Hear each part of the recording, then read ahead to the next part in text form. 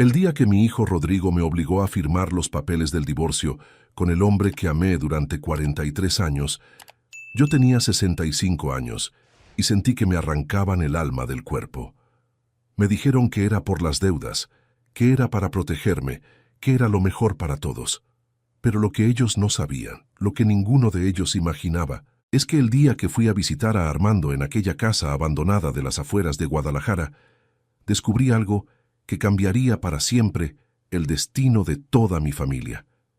Y cuando llegó el momento de la verdad, sus caras nunca las voy a olvidar.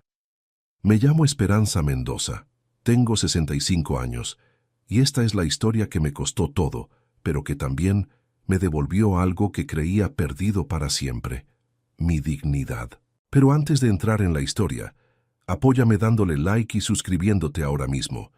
También quiero saludarlos. Déjame en los comentarios tu nombre, tu ciudad e ideas para próximas historias. Gracias. Todo comenzó un martes de octubre, un día que jamás olvidaré porque llovía sin parar sobre Guadalajara, como si el cielo ya supiera lo que estaba a punto de pasar en mi casa. Mi hijo Rodrigo llegó con su esposa Valeria, esa mujer de sonrisa fría y ojos calculadores que nunca me quiso, aunque yo le abrí las puertas de mi hogar como si fuera mi propia hija. Traían una carpeta gruesa bajo el brazo y las caras serias, como si vinieran a un funeral. En cierto modo, así era. Venían al funeral de mi matrimonio. Armando estaba en la sala sentado en su sillón de siempre, ese que compramos cuando nos mudamos a la colonia Providencia hace 30 años. Mi esposo ya no era el hombre fuerte que yo conocí.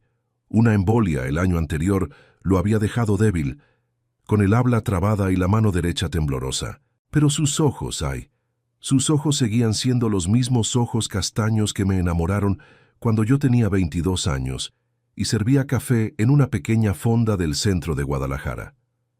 «Mamá, tenemos que hablar», dijo Rodrigo, sin siquiera saludar a su padre.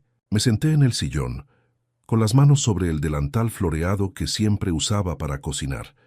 Esa mañana había preparado mole para toda la familia, pensando que sería una visita normal, una de esas tardes de domingo que tanto extrañaba desde que mi hijo se había casado con Valeria y había empezado a alejarse de nosotros. «Papá tiene deudas enormes», continuó Rodrigo abriendo la carpeta sobre la mesa de centro. «Préstamos que pidió antes de la embolia, inversiones que salieron mal, tarjetas de crédito al tope. Si no hacemos algo, los acreedores van a venir por la casa, por todo». Yo miré a Armando, buscando en sus ojos alguna confirmación, alguna negación, algo. Mi esposo bajó la mirada. Esa fue la primera señal que debía haber notado. Pero en ese momento, con el corazón destrozado, solo pude pensar en que íbamos a perder la casa donde crié a mi único hijo, donde guardaba cada recuerdo de mi vida. «¿Qué podemos hacer, mijo?», pregunté con la voz quebrada. Entonces Valeria intervino. Esa mujer con su manicura francesa y su perfume caro se inclinó hacia mí con esa sonrisa que parecía de gata a punto de cazar un ratón. «Suegra, la única manera de protegerla a usted es que se divorcie de Armando. Así las deudas quedan solo a nombre de él y usted puede quedarse con la casa, con sus ahorros, con todo. Es por su bien». Mis manos empezaron a temblar. ¿Divorciarme? ¿Después de 43 años? ¿Dejar a Armando solo, enfermo, sin nadie que lo cuidara? Miré a mi hijo buscando algo, una palabra, un consuelo, pero Rodrigo solo asintió con la cabeza, muy serio, muy convencido. «Es lo mejor, mamá. Nosotros nos encargamos de papá, lo llevamos a una casa más chica, más fácil de mantener. Tú te quedas aquí, tranquila, firma los papeles y todo se arregla». Lo que pasó después lo recuerdo como en una neblina. Recuerdo la pluma temblando en mi mano. Recuerdo las lágrimas cayendo sobre el papel donde decía «disolución del vínculo matrimonial».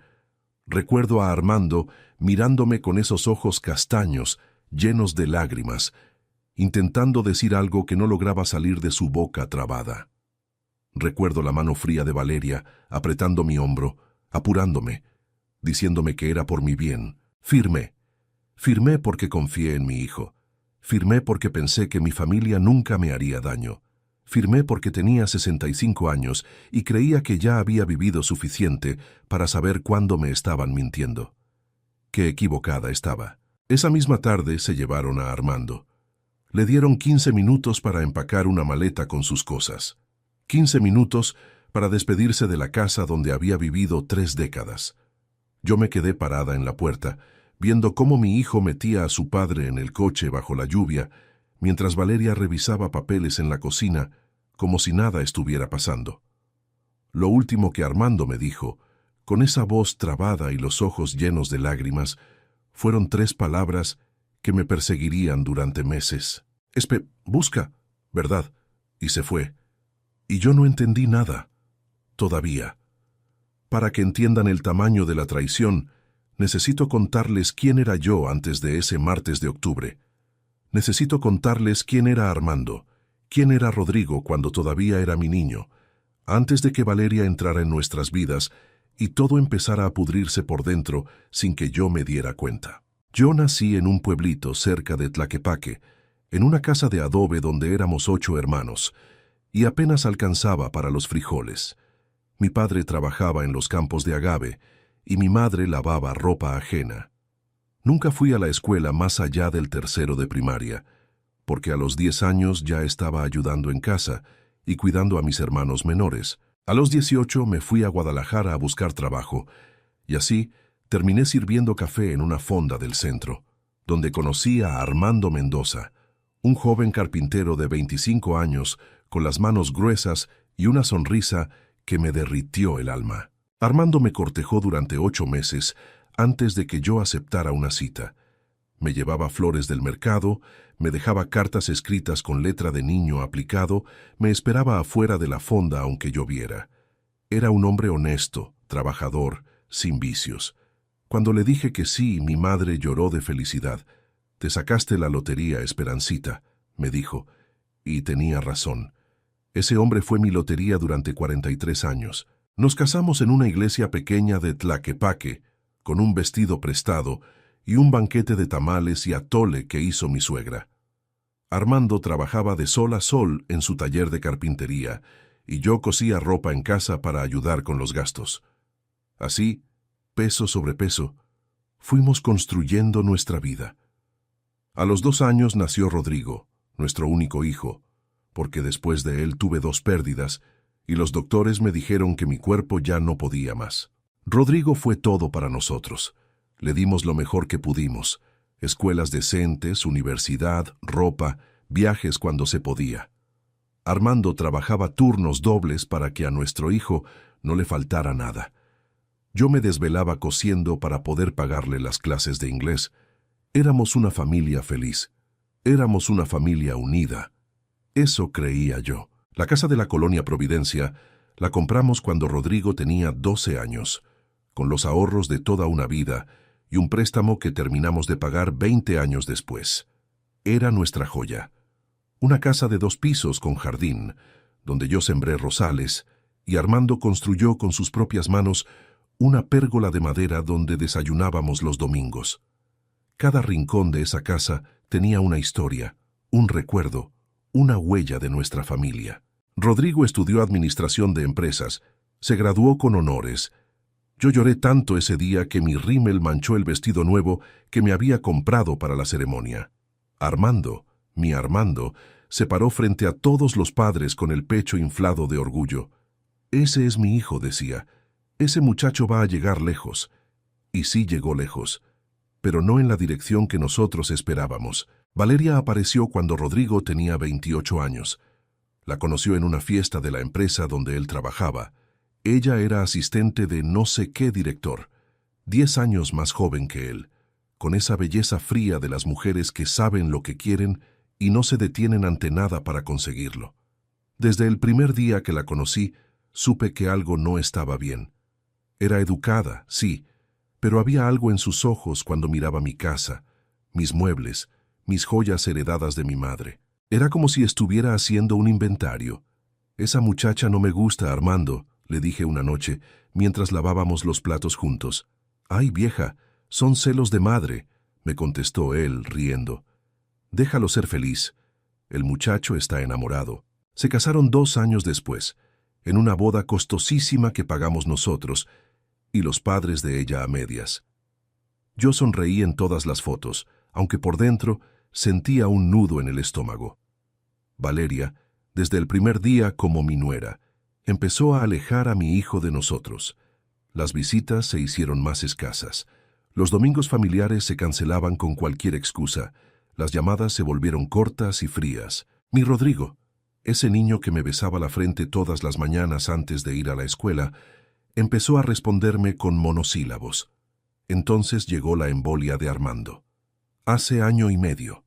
Mi esposo cayó desplomado en el taller mientras terminaba un mueble para un cliente. Yo estuve en el hospital 22 días sin despegarme de su lado. Rodrigo vino 2 veces. Valeria, ninguna. Cuando Armando salió del hospital, ya no era el mismo. La mano derecha le temblaba, el habla se le trababa, pero su mente seguía intacta, sus ojos seguían siendo los mismos, y su amor por mí también. Lo que yo no sabía, lo que no podía imaginar, es que durante todos esos meses de recuperación de Armando, mientras yo lo cuidaba día y noche, mi hijo y mi nuera estaban tramando algo oscuro, algo que involucraba papeles, firmas, propiedades, algo que solo descubriría meses después, cuando fuera demasiado tarde. O eso creían ellos, porque lo que Rodrigo y Valeria no sabían, lo que ninguno de los dos imaginaba, es que Armando Mendoza, ese hombre enfermo y supuestamente arruinado, tenía un último secreto guardado, un secreto que había escondido durante años, esperando el momento justo. Y ese momento estaba a punto de llegar. Los primeros días después del divorcio fueron los peores de mi vida. Me desperté en una casa vacía, sin Armando, sin el ruido de su radio en la cocina, sin el aroma de su café de olla que preparaba cada mañana. Caminaba por los pasillos como un fantasma, tocando las paredes, buscando algo que ya no estaba. Mi hijo me había dejado un sobre con dinero y una nota. Mamá, descansa. Yo me encargo de todo. Pero no me dejaron descansar. Una semana después, Valeria apareció en mi puerta con 2 hombres y una camioneta. Dijo que necesitaban revisar algunas cosas en la casa. Papeles de Armando, objetos que eran suyos. Yo, como tonta, los dejé entrar. Durante 3 horas revolvieron cada cajón, cada armario, cada rincón. Se llevaron las herramientas del taller de Armando, algunos muebles antiguos que mi esposo había hecho con sus propias manos, y hasta el reloj de pared que había sido de su abuela. Son garantías para los acreedores, suegra, me dijo Valeria con esa sonrisa que yo ya estaba aprendiendo a odiar. No se preocupe, todo está bajo control. Esa misma noche intenté llamar a Armando. Rodrigo me había dado una dirección en las afueras de Guadalajara, una casita humilde donde supuestamente mi exesposo estaba viviendo. Pero cuando marqué el teléfono, una voz de mujer extraña me contestó diciendo que ahí no vivía ningún Armando. Llamé a mi hijo, desesperada, y él me contestó irritado. Mamá, déjalo en paz. Él necesita tranquilidad. Ya te dije que yo me encargo. Pasaron 2 meses. 2 meses en los que no pude ver a mi esposo ni una sola vez. 2 meses en los que cada intento de acercarme a él era bloqueado por mi hijo o por Valeria con cualquier excusa. Que estaba dormido, que estaba en terapia, que el doctor había dicho que no recibiera visitas. Yo lloraba todas las noches abrazada a su camisa vieja, esa camisa azul que olía a él, a su colonia barata, al aserrín de su taller. Y mientras tanto, la humillación crecía. Valeria empezó a venir cada semana a supervisar la casa. Me decía cómo tenía que cocinar, qué tenía que limpiar, qué muebles tenía que botar porque estaban pasados de moda. Un día llegó con un decorador de interiores, un muchacho joven con lentes redondos, y se pusieron a recorrer mi casa como si ya fuera suya. Aquí vamos a tirar esta pared, decía Valeria caminando por mi sala. Y la cocina hay que renovarla completamente. Esos azulejos son horribles. Yo estaba parada en la entrada, con las manos temblando, sin entender qué estaba pasando. Valeria, esta es mi casa, le dije, tratando de mantener la dignidad. Ella se dio la vuelta y me miró como quien mira a una cucaracha. Suegra, no se haga ilusiones. Esta casa la vamos a vender o la vamos a remodelar para nosotros. Usted puede quedarse en el cuarto de visitas si se porta bien. Sentí que el aire se me escapaba de los pulmones. El cuarto de visitas. En mi propia casa. La casa que Armando y yo habíamos pagado con 40 años de sacrificio. Esa noche llamé a Rodrigo, llorando, exigiendo explicaciones. Mi hijo, mi propio hijo, me gritó por teléfono como nunca me había gritado en su vida. Ya estuvo bueno, mamá. Deja de hacerte la víctima. Si no fuera por mí, estarías en la calle. Esta casa ahora es mía, porque yo pagué las deudas de papá, así que cállate y agradece. Colgó. Me quedé sola en la sala con el teléfono en la mano, mientras una verdad terrible empezaba a formarse en mi cabeza. Las piezas no encajaban. Si mi hijo había pagado las deudas, ¿por qué seguían llegando cartas de acreedores a nombre de Armando? Si yo me había divorciado para proteger la casa, ¿por qué ahora la casa era de Rodrigo y no mía? Empecé a investigar, sola, a escondidas, con el miedo de una anciana que nunca había hecho trámites legales en su vida. Fui a una oficina de registros públicos, pregunté sobre la propiedad de mi casa, y lo que descubrí me hizo caer de rodillas en plena calle. La casa ya no estaba a mi nombre. La casa había sido transferida a Rodrigo y Valeria hacía 3 meses, antes incluso del divorcio. Habían falsificado mi firma, o me habían hecho firmar entre todos los papeles que me pusieron enfrente ese martes de octubre, cuando yo lloraba y no veía bien por las lágrimas. Me llevaron a mi casa, literalmente me robaron mi casa, y yo firmé sin darme cuenta. Pero lo peor todavía estaba por venir. 2 días después de mi descubrimiento, cuando todavía intentaba asimilar la traición, mi vecina doña Carmen tocó la puerta. Doña Carmen tenía 70 años, había sido mi amiga durante décadas, y ese día traía el rostro pálido como un papel. Esperanza, necesito hablar contigo. Armando. Yo vi a Armando hace una semana, en el mercado de Tonalá.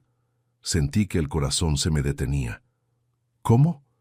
Rodrigo me dijo que estaba en una casa de reposo en las afueras. No, hija. Armando estaba vendiendo tamales con una mujer. Flaco, mal vestido, parecía un pordiosero. Cuando me vio, escondió la cara. Pero era él, Esperanza. Te lo juro por mis hijos. Era tu Armando. No sé cómo llegué a la puerta. No sé cómo tomé las llaves de mi coche. Solo sé que en media hora estaba manejando hacia las afueras de Guadalajara, con las manos temblando sobre el volante, buscando la dirección que mi hijo me había dado, rezando a todos los santos para encontrar a mi esposo vivo. Lo que encontré cuando llegué a esa casa abandonada, lo que vi ese día, cambió todo para siempre. La dirección que me había dado Rodrigo quedaba en una colonia popular de las afueras de Guadalajara, una zona donde las calles no estaban pavimentadas y los perros callejeros ladraban a los coches que pasaban.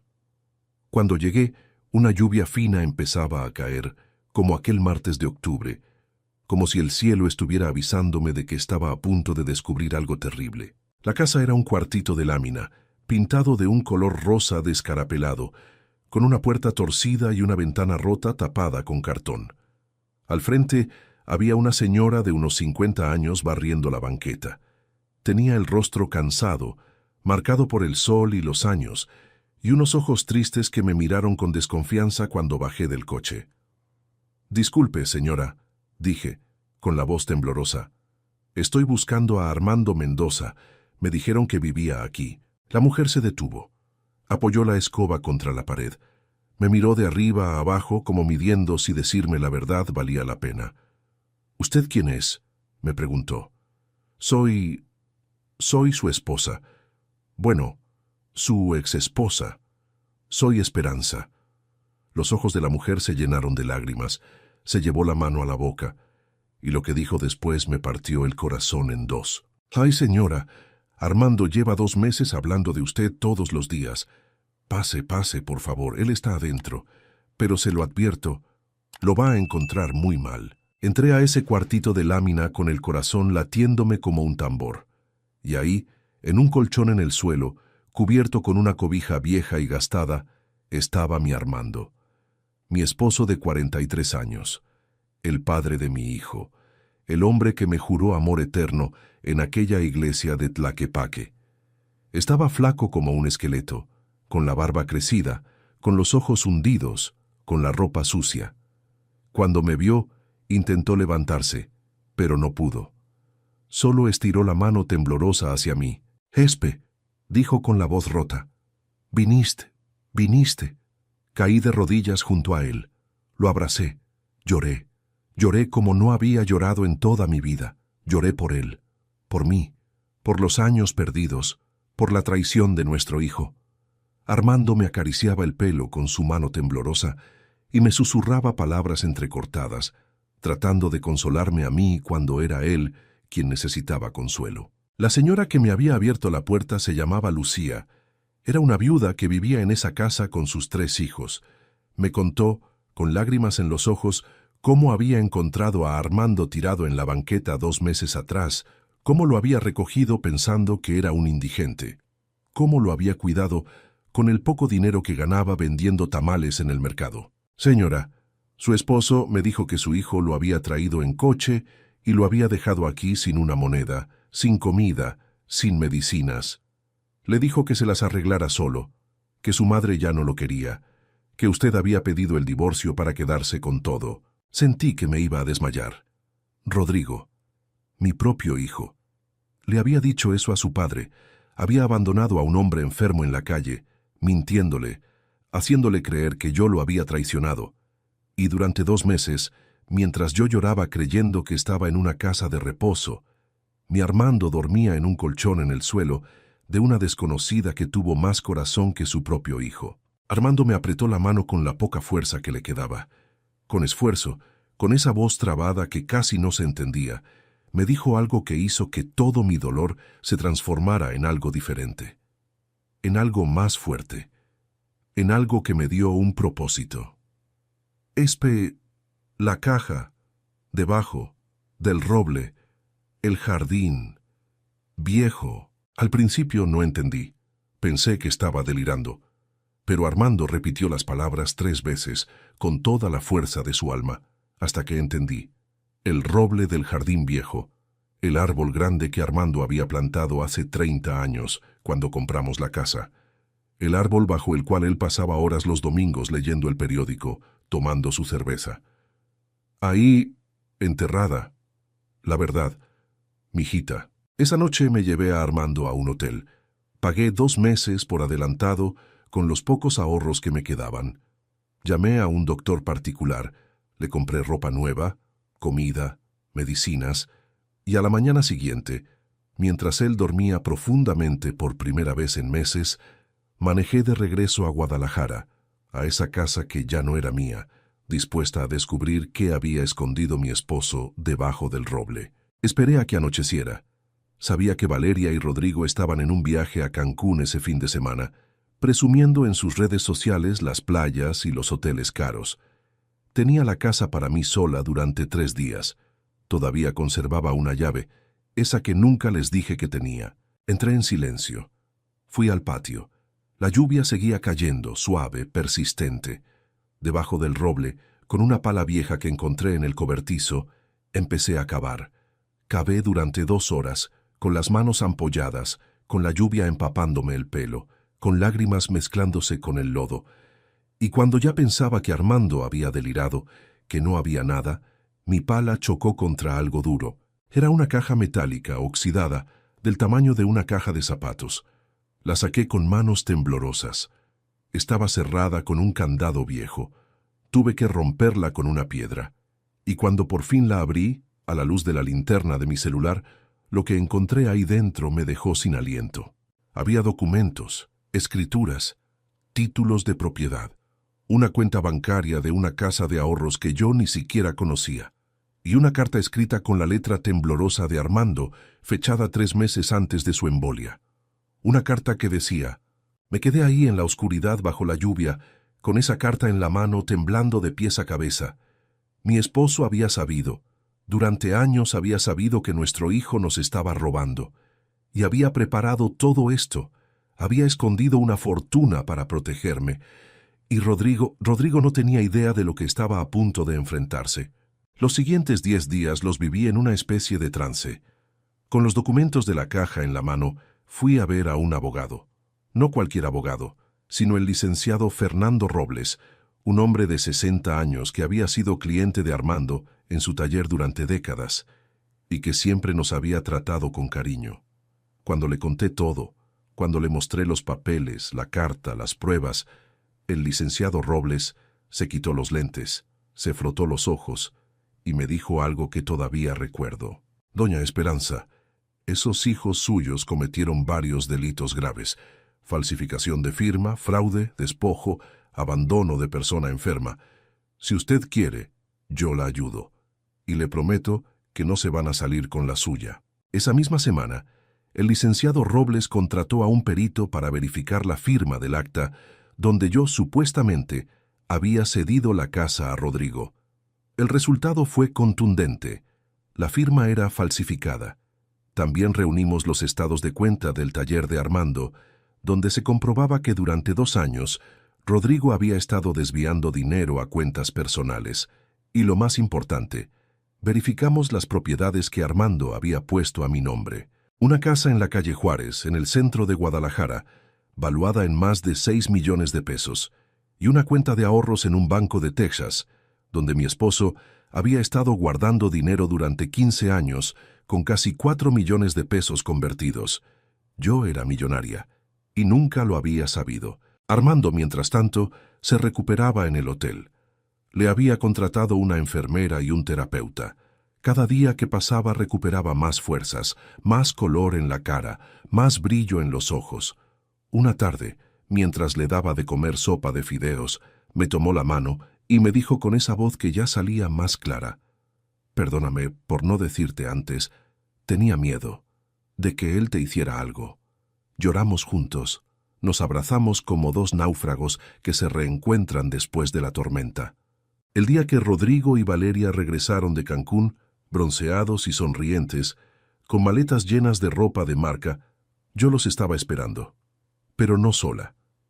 El licenciado Robles estaba conmigo, 2 policías ministeriales también, y un representante del banco que estaba congelando todas las cuentas a nombre de Rodrigo Mendoza y Valeria Castillo por investigación de fraude.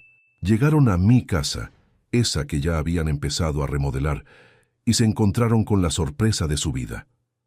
Valeria bajó del coche con unos lentes oscuros enormes, riéndose por teléfono con alguien. Cuando me vio parada en la puerta, con el abogado y los policías, la risa se le congeló en la cara. ¿Qué está pasando aquí?», preguntó, quitándose los lentes. Rodrigo se quedó paralizado junto al coche. Mi hijo, ese niño al que yo había amamantado, al que había cuidado cuando tenía fiebre, al que había educado con todo el amor de mi alma. Me miró con los ojos muy abiertos, como si estuviera viendo un fantasma. «Mamá, yo...». «Cállate», le dije. Y mi voz salió firme, sin temblar, como no había salido en meses. «Tú no tienes derecho a llamarme mamá. Las madres no se traicionan así». El licenciado Robles dio un paso adelante y empezó a leer los cargos. Falsificación de documentos, despojo de inmueble, fraude, abandono de persona enferma e incapacitada. Los policías sacaron las esposas, y ahí, en plena calle de la colonia Providencia, frente a los vecinos que habían salido de sus casas al ver la patrulla, mi hijo y mi nuera fueron detenidos. Valeria empezó a gritar que era un error, que yo estaba loca, que cómo se atrevía una vieja ingrata a hacerles esto. Forcejeó con los policías. Un zapato de tacón se le salió y quedó tirado en la banqueta, como un símbolo patético de toda su soberbia. Rodrigo, en cambio, no se resistió. Solo me miraba. Me miraba con unos ojos llenos de algo que no supe si era arrepentimiento o solo el miedo de quien sabe que perdió todo. «Mamá, perdóname», alcanzó a decir antes de que lo metieran en la patrulla. Yo no le contesté. Me di la vuelta y entré a la casa. Mi casa. Porque esa misma mañana el juez había ordenado la restitución inmediata de la propiedad a mi nombre, al comprobarse la falsificación de la firma. Pero la revelación más grande, la que cerró el círculo, vino 2 días después. El licenciado Robles me llamó para decirme que había encontrado algo en las cuentas de Valeria. Mi nuera tenía una cuenta bancaria secreta, en otro banco, donde había estado guardando dinero durante 3 años. Más de 800,000 pesos. Dinero que había estado sacando poco a poco del taller de Armando, del mismo taller que Rodrigo supuestamente administraba. Valeria había estado robándole a su propio marido. Valeria había estado planeando desde hace años dejar a Rodrigo y quedarse con todo. Mi nuera no solo me había traicionado a mí y a Armando, había traicionado también a mi hijo. Y cuando esto salió a la luz en las investigaciones, cuando los policías interrogaron a Rodrigo y le mostraron las pruebas, mi hijo se derrumbó completamente. Esa mujer fría que lo había convencido de traicionar a sus propios padres, lo había usado como una herramienta desechable, y ahora los dos iban a pagar, aunque por delitos distintos. La justicia a veces tarda, pero cuando llega, llega completa. Han pasado 8 meses desde aquel día en que los policías se llevaron a Rodrigo y Valeria. 8 meses en los que mi vida, que yo creía acabada a los 65 años, volvió a florecer de maneras que nunca imaginé. Armando está mucho mejor. Vive conmigo de nuevo en nuestra casa de la colonia Providencia, esa casa que ahora cuidamos con más amor que nunca porque entendemos lo cerca que estuvimos de perderla. Su recuperación ha sido lenta pero constante. Ya camina con un bastón, ya come solo, ya me cuenta chistes malos por las mañanas mientras desayunamos huevos rancheros en la pérgola del jardín. Nos volvimos a casar hace 3 meses, en una ceremonia pequeñita con doña Carmen de testigo, con Lucía y sus 3 hijos como invitados especiales. Porque a Lucía le compré una casa propia, con los ahorros que Armando había guardado. Se lo merecía. Ella salvó la vida de mi esposo cuando su propia sangre lo había abandonado. Rodrigo está cumpliendo una condena de 6 años por fraude, falsificación y abandono. Valeria está en otra prisión, cumpliendo 8 años, con todos sus bienes embargados. Sus padres, que tanto presumían a su hija en las reuniones familiares, no volvieron a aparecer. Rodrigo me ha escrito varias cartas desde la cárcel. Yo las leo todas, aunque me cueste. En la última carta me pidió perdón. Me dijo que había caído bajo la influencia de Valeria, que había sido un ciego, un tonto, un mal hijo. Me juró que cuando saliera iba a pasar el resto de su vida intentando reparar el daño. Yo todavía no le he contestado, pero le estoy guardando todas las cartas en una caja. Tal vez algún día. Tal vez cuando mi corazón se sane del todo. Porque perdonar no es olvidar, y perdonar no es inmediato. Perdonar es un camino largo que se recorre a paso de anciana, con un bastón en la mano y el corazón abierto a pesar de todo. Lo que aprendí de todo esto, y lo que quiero compartirles hoy, es que nunca, pero nunca, subestimen a una mujer mayor. Nosotras, las que hemos vivido 60, 70, 80 años, hemos visto demasiado. Hemos sobrevivido a demasiado. Tenemos arrugas, sí. Tenemos canas, sí. Caminamos despacio, sí.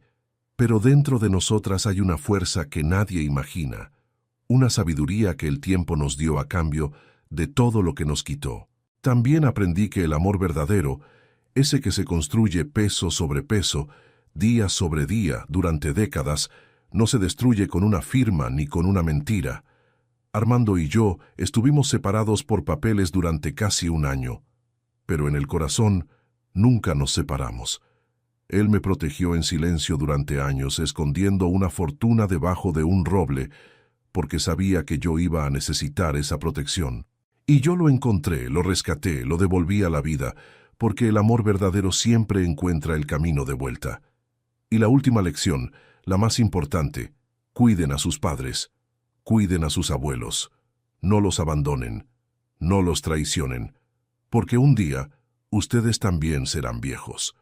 Y la forma en que trataron a los que les dieron la vida será la forma en que la vida los trate a ustedes, siempre, sin excepciones. Hoy, a mis 65 años, me siento en la pérgola que Armando construyó con sus propias manos. Tomo café de olla, miro los rosales que yo sembré hace 30 años y agradezco. Agradezco cada arruga, agradezco cada cana, agradezco cada lágrima derramada, porque todas ellas me trajeron hasta este momento de paz. Mi silencio nunca fue debilidad. Mi vejez nunca fue vulnerabilidad. Y el amor de 43 años, ese amor nunca fue y nunca será una cosa que se pueda comprar, vender o robar. Si te gustó esta historia, haz clic en suscríbete y cuéntame en los comentarios qué parte te impresionó más. Mañana hay más historias, nos vemos allí.